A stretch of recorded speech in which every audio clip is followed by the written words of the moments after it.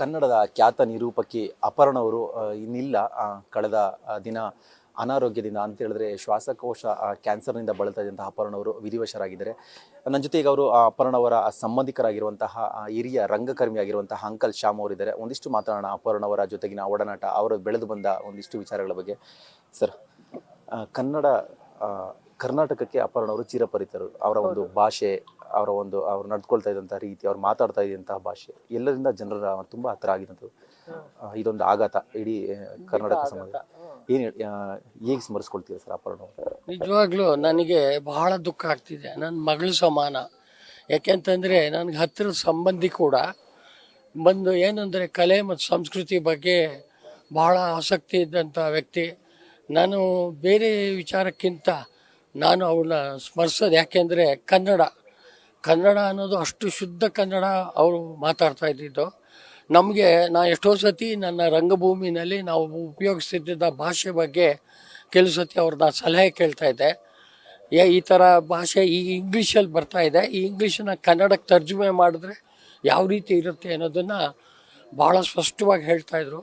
ಆಮೇಲೆ ನಮ್ಮ ತಂಡದ ನಾಟಕಗಳಿಗೂ ಕೂಡ ಕೆಲವು ಸತಿ ಎಷ್ಟೇ ಬ್ಯುಸಿ ಶೆಡ್ಯೂಲ್ ಇದ್ರೂ ಅಂಕಲ್ ಶಾ ನಿನ್ನ ಮೇಲಿನ ಪ್ರೀತಿಗೋಸ್ಕರ ಬಂದು ನೋಡ್ತೀನಿ ಅಂತ ಬಂದು ನೋಡಿದ್ರು. ಮತ್ತು ಇನ್ನೊಂದೇನು ಅಂತಂದರೆ ನನಗೆ ಬೇರೆ ಥರ ಬೇರೆಯವರು ಕಲಾವಿದೆ ಮತ್ತು ನಿರೂಪಕ್ಕೆ ಅದಿಲ್ಲ, ನನಗೆ ಮಗಳ ಥರ ಇದ್ಲಿದ್ದವರು. ಮತ್ತು ಆಗಾಗ ಸಮಾರಂಭದಲ್ಲಿ ನಾವು ಅವರು ಭೇಟಿ ಆಗ್ತಾಯಿದ್ವಿ. ನನಗೆ 80 ವರ್ಷ ಆದಾಗ ಬಂದು ಅವರು ಕೊಟ್ಟಂಥ ನಿಜವಾಗ್ಲೂ ನನಗೆ ಹೇಳ್ತಾಯಿದ್ರು, ಎಲ್ಲರೂ ಏನೇನೋ ಉಡುಗೊರೆ ಕೊಡ್ತಾರೆ, ನಾನು ಏನು ಉಡುಗೊರೆ ಕೊಡೋಲ್ಲ, ಬಟ್ ಇದೊಂದು ಪುಸ್ತಕ ಕೊಡ್ತೀನಿ ಅಂತ, ಒಂದು ಕನ್ನಡ ಪುಸ್ತಕ. ಅದು ನನಗೆ DVG ಅವ್ರು ಬರೆದಂಥ ಇದು ಮಂಕುತಿಮ್ಮನ ಕಗ್ಗ. ಇದರಲ್ಲಿ ಇಡೀ ಜೀವನದ ಸಾರಾಂಶ ಇದೆ ಅಂಕಲ್, ನೀವು ಇದನ್ನು ಇಟ್ಕೊಳ್ಳಿ ಅಂತ ಹೇಳಿ ಕೊಟ್ಟಿದ್ದು ನಾನು ಯಾವತ್ತೂ ಮರೆಯೋಕ್ಕೆ ಸಾಧ್ಯ ಇಲ್ಲ. ಬಟ್ ಇಡೀ ಹೇಳ್ತಾರಲ್ಲ, ನಮ್ಮ ಕರ್ನಾಟಕಕ್ಕೆ ಇದೊಂದು ಆಘಾತ ಮತ್ತು ತುಂಬಲಾರದ ನಷ್ಟ ಕೂಡ. ಯಾಕೆಂದರೆ ಇದು ಅಪರೂಪದ ವ್ಯಕ್ತಿ ಇವರೇ. ಅಂಥ ವ್ಯಕ್ತಿ ಅಂತ ಇವರು ಕಲಾವಿದೆ ಆಗ್ಬೋದು, ನಿರೂಪಿ ಸಿಗೋದೇ ಕಷ್ಟ ಅಂತ ಹೇಳ್ತೀನಿ. ಅಂಥ ಅದ್ಭುತ ನಿರೂಪಿಕೆಯನ್ನು ನಾವು ಕಳ್ಕೊಂಡಿದ್ದೀವಿ. ಅವರು ನಾಗರಾಜ್, ನಮ್ಮ ಅಪರ್ಣ ಅವರ ಪತಿ, ಅವ್ರಿಗೆ ಖಂಡಿತ ಇಂಥ ದುಃಖನ ಭರಿಸಲು ಶಕ್ತಿ ಕೊಡಲಿ ಅಂತ ಕೇಳ್ತೀನಿ. ಇಷ್ಟೇ ಹೇಳಕ್ಕೆ ಇಷ್ಟ. ಸರ್, ಒಂದು ಅಪರ್ಣ ಅವ್ರನ್ನ ನಿರೂಪಕಿಯಾಗಿ, ಕಲಾವಿದೆಯಾಗಿ ನಾವು ನೋಡಿದೀವಿ. ವೈಯಕ್ತಿಕವಾಗಿ ಅವರ ಬದುಕು ಹೇಗಿತ್ತು, ಅವರ ಮದುವೆ ಜೀವನ, ಸಾಂಸಾರಿಕ ಜೀವನ ನೀವು ಕಂಡಂತೆ ಹೇಗಿತ್ತು? ಮದುವೆ ತುಂಬ ಅದೆಲ್ಲ ಮರ್ತ್ಬಿಟ್ಟು ನನಗೆ ವಯಸ್ಸಾಗ್ಬಿಟ್ಟಿರೋದ್ರಿಂದ. ಬಟ್ ಅದು ನಾಗರಾಜು ಕೂಡ ಬಹಳ ಆರ್ಕಿಟೆಕ್ಟು. ಅವರಿಬ್ಬರು ಒಬ್ರನ್ನ ಇಷ್ಟಪಟ್ಟು ಮದುವೆ ಆಗಿದ್ದು. ಸೊ ಇಬ್ಬರಲ್ಲೂ ಒಂದು ಹೊಂದಾಣಿಕೆ ತುಂಬ ಚೆನ್ನಾಗಿತ್ತು. ಆದರೆ ಇಬ್ಬರ ವಿವಿಧ ದೃಷ್ಟಿಕೋನ ಬೇರೆ ಬೇರೆ ಇದ್ರೂ ಹೊಂದಾಣಿಕೆ ತುಂಬ ಚೆನ್ನಾಗಿತ್ತು. ಯಾಕೆ ಅಂತಂದರೆ ಅವ್ರ ಮನೇಲಿ ಯಾವುದೇ ಥರ ಫಂಕ್ಷನ್ ಆದರೆ ನಾವೆಲ್ಲ ಬರ್ತಾಯಿದ್ವಿ, ಎಷ್ಟೊತ್ತು ಕಾಲ ಕಳೀತಾ ಇದ್ವಿ.